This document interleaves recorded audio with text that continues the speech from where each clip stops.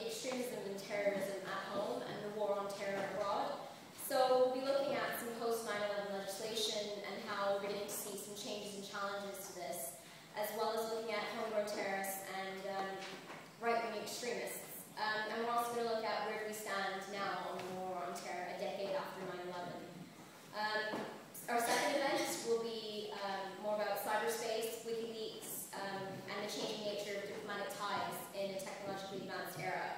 So we'll hopefully have a speaker who has interviewed and has extensive knowledge, who's interviewed Julian Assange, as well as has extensive knowledge on the WikiLeaks drama, if you want to put it that way. So we'll be looking at how WikiLeaks changed diplomatic relations and made it very transparent for once, because us as ordinary citizens, we aren't very privy to that information. And we'll also be looking at some of the threats to defense, like some government hackings and some intergovernmental cyber security issues. For example, China was recently accused of hacking Gmail accounts. So we'll look at different issues like that and hopefully have a really interesting debate. And then our third event will be the UK's role in the international arms trade, which is one that I don't think is perhaps discussed enough. Where does the UK stand on an international market? Where are we sending arms? What are the controversies about these places? And hopefully we'll have a speaker from the Campaign Against Arms Trade, which is one of the foremost NGOs speaking out on this issue. And lastly, we'll have a very sort of broad final event, hopefully in conjunction with the final event from the Business and Economics Policy Centre about China's role in the geopolitics of South Asia, as well as its changing role in defence and diplomacy on sort of a wider global scale. So looking at it from my side, from a defence and diplomacy sort of view, how China's come up in the last decade, even prior to that, and then as well from a business and economics viewpoint. So that should be very interesting in the new year. So if you have any questions or anything, you can ask us on the Facebook group or find me on Facebook. My name is Dara. And yeah, I hope you guys will be excited about these events and learning. Thanks.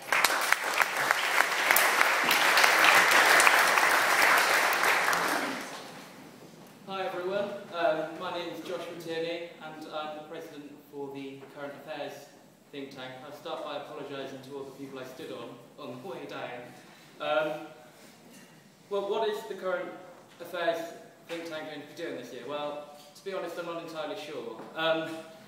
Given that I don't know what's happening in 2 weeks and a month's time, we haven't got that many, well, we've got one event planned so far, because we're going to try and be quite reactive and flexible, and pick up any of the current affairs that happen that these guys have had to miss because of all the planning they've done and the structure of their policy centres. Having said that, we do have our first event planned, which is this Thursday at 6 PM, and the title is The Riots, Broken Promises or Broken Britain. I came up with that title myself. And I'm very proud of it. We're very happy. We've got two great speakers confirmed. We have Matthew Moran, who's a PhD in the French urban riots of 2005. And he's been asked to comment in the Wall Street Journal and France 24 on the summer riots. And our second speaker is going to be from the Centre for Social Justice. It's going to be one of their senior members, and he'll be coming down as well to comment on the riots. What we hope to achieve in that event is discussion on why the riots happened, whether it was down to broken promises or whether it was just a chance to jump on the bandwagon and join in and get some free televisions. We hope to discuss how we go forward after the riots. How do we repair the damage that was caused? What damage was caused? How are we now seen internationally? But what we want is for the people that turn up to the event to be leading it. So for you guys to be asking the questions of the speakers and them answering you. So you'll have a short speech by them, and then you'll get to ask all the questions, and you'll get to run the event, and then you'll be able to write the articles based on what you think and what area you think most important. So I hope to see you all there, and I'm short and swift because, as I said, going to be quite reactionary and hopefully have plenty of events that are based around what's happening in the news. So thank you.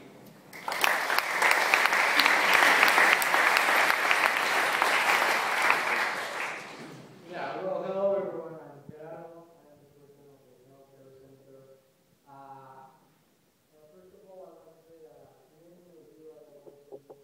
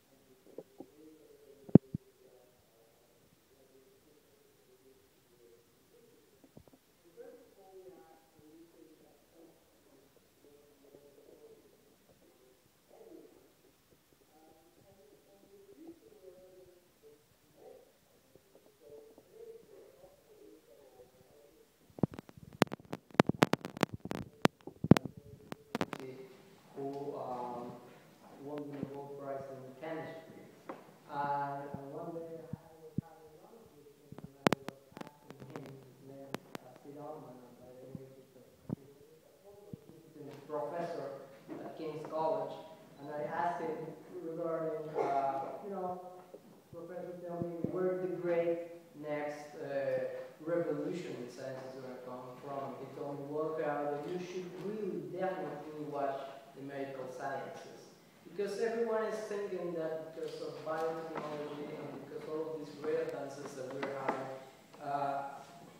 healthcare is going to improve significantly over the next years.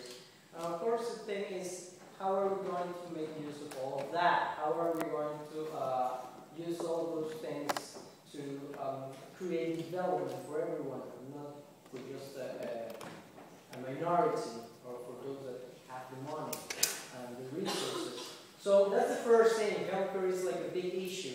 Healthcare is an important thing that everyone should consider. It doesn't matter if you are studying medical sciences or if you're studying politics or something else. Healthcare is something that concerns everyone. Now, the second thing is related to policy. A couple of years ago, back in my home country, Mexico, I was working with this group of scientists regarding science policy. And because everyone was so mad the fact that we believe that science has not developed enough in our country, not because of scientists, but because mainly of policy.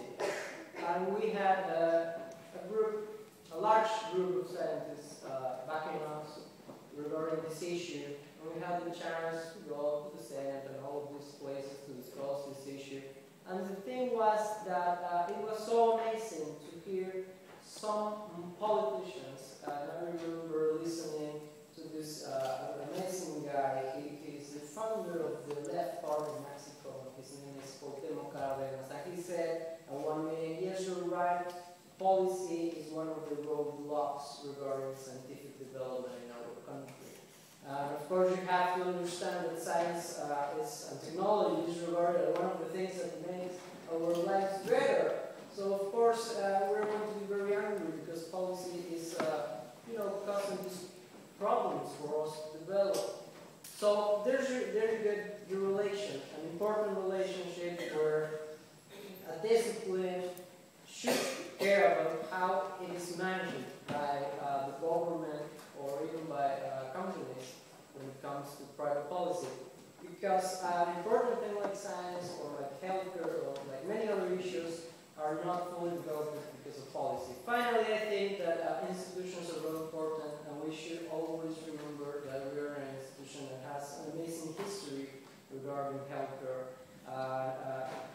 here at King's, a lot of the history of medicine has happened here. So not many people has the opportunity of studying healthcare and medicine in a place where medicine was created and where the path of the human race regarding our healthcare was changed in here. So I think it's something very extraordinary. So the thing that we're going to be doing throughout the year is regarding that, regarding global issues in healthcare, looking at a perspective